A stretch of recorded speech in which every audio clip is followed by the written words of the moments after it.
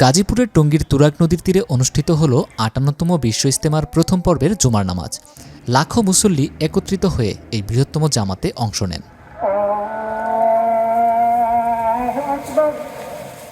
দুপুর ১টা ৫০ কাকরাইল মসজিদের পেশো ইমাম হাফেজ মাওলানা জুবায়েরের ইমামতিতে জুমার নামাজ অনুষ্ঠিত হয়।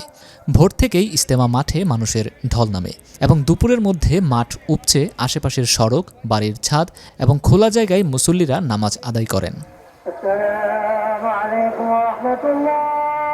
নামাজ শেষে দেশ ও জাতির মঙ্গল কামনা করে বিশেষ মোনাজাত করা হয়। নিরাপত্তা নিশ্চিত করতে প্রশাসনের পক্ষ থেকে পর্যাপ্ত ব্যবস্থা গ্রহণ করা হয়েছে। বিশ্ব ইজতেমার এই মহাসমাবেশে অংশ নিয়ে মুসল্লিরা তাদের সন্তুষ্টি প্রকাশ করছেন। ইজতেমার প্রথম পর্ব চলবে ২রা ফেব্রুয়ারি পর্যন্ত। আখেরি মোনাজাতের মাধ্যমে এর সমাপ্তি হবে।